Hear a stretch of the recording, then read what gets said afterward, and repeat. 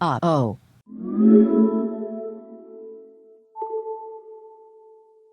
Just like when I got my MacBook Pro last year, I had about 2 hours before I had to leave for work when the phone arrived, so I once again recorded a silent unboxing so I could add a voiceover in post. This iPhone 15 Pro is in black titanium, and I opted for the 512 gig model.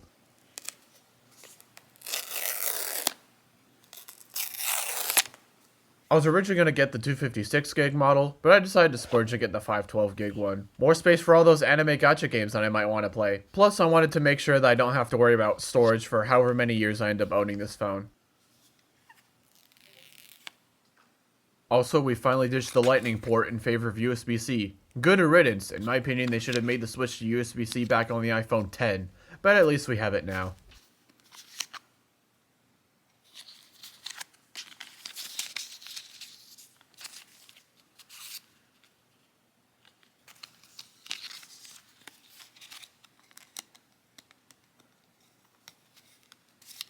Let me guess. That's my replacement?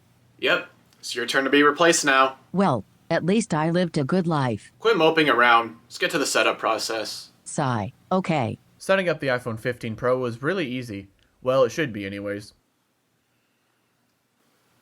I'm filming this video on the Sony ZV-1F and it kept wanting to focus on the carpet instead of on the phones.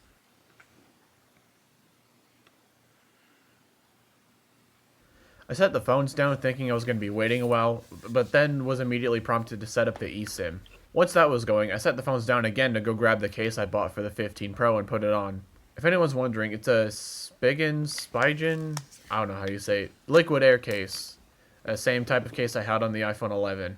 I like the material of these cases. It doesn't feel like it'll slip out of your hands at any given moment, unlike the bare aluminum on the 11, and especially on the 6S. That thing feels like a bar of soap without a case on. The 15 Pro needed to download a day one update, so I stopped recording for a little bit and moved everything to my desk. I accidentally left my Apple TV remote in the frame and didn't notice until later. I was watching the new Trash Chase episode, so that's why I had the remote on my desk. Also, after the update, the camera thing on the setup wasn't working, so I had to type in a code instead. Here I finally noticed the remote and moved it out of the way, and it was time to set up Face ID.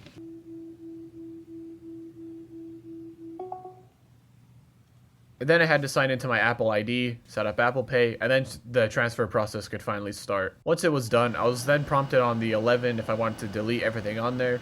I hit not now because the 11 has Clock Simulator installed on it, and that was delisted from the App Store a couple years ago. I left my air conditioner on by accident, so I went and turned it off.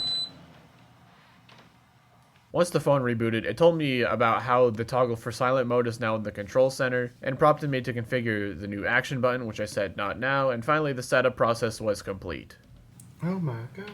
Huh? You decided to keep using me after all? Nope, you're an iPhone 15 Pro now. Hello, nice to meet you. Hey, that's my old body. What are you talking about? I'm brand new. Well, you see. 2,000 years later. And that's why the year 2004 is actually a myth created by the government. I see. So I'm not gonna be used? Nope. At least I don't think so. Come to think of it, I haven't seen 6S Plus in a while. There's another one? Yeah, Adam had an iPhone 6S Plus before he got you. I get the feeling that I'm gonna see it very soon. Alright, iPhone 11, into the drawer you go.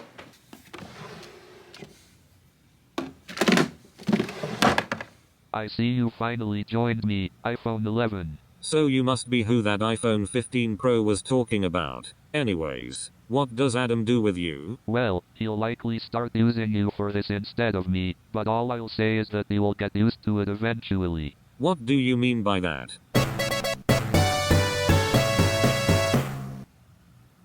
Uh-oh. Alright, so I've had the iPhone 15 Pro for about a week now, and here's some of my thoughts so far. Given that I'm upgrading from a 4-year-old phone, that being the iPhone 11, there's a lot that's changed. For starters, the 15 Pro is noticeably smaller than the 11, which makes it way more comfortable in the hands for me. If they were still making mini iPhones, I would have got one, but they don't, so I opted for the 15 Pro. I will say though that the regular model actually looked quite compelling this time around, although it may be partially because the regular 14 changed basically nothing from the 13. I now have an OLED screen instead of the low-resolution LCD screen on the 11, as well as the dynamic island that was introduced on last year's iPhone 14 Pro instead of the old iPhone 10 style notch. In addition to that, I've also gained 5G from the iPhone 12 and ProMotion from the iPhone 13 Pro. It's so weird having it on my phone now. I barely notice it on my MacBook Pro, but I notice it way more on the iPhone. Apple also says the A17 Pro chip found in the iPhone 15 Pro and Pro Max allows for much better gaming performance. Here I am playing Danmachi Battle Chronicle, and it looks and runs great, especially with the settings cranked up to ultra and the frame rate set to high. I believe the low frame rate setting caps the game at 30 FPS, whereas the high frame rate setting uncaps the game and run at the full 120 Hz of the iPhone screen. Take that with a grain of salt though, I'm no expert, so I could be talking complete nonsense right now. I've had moments where the frame rate suffers because there's a lot happening on screen, but that could just be the game not being updated to take advantage of the iPhone 15 Pro just yet. The camera is also much improved, now with a 48 megapixel sensor instead of the 12 megapixel sensor on the iPhone 11. The photos themselves are now 24 megapixels by default, but you can change it back to 12 megapixel in settings if you really want to for some reason.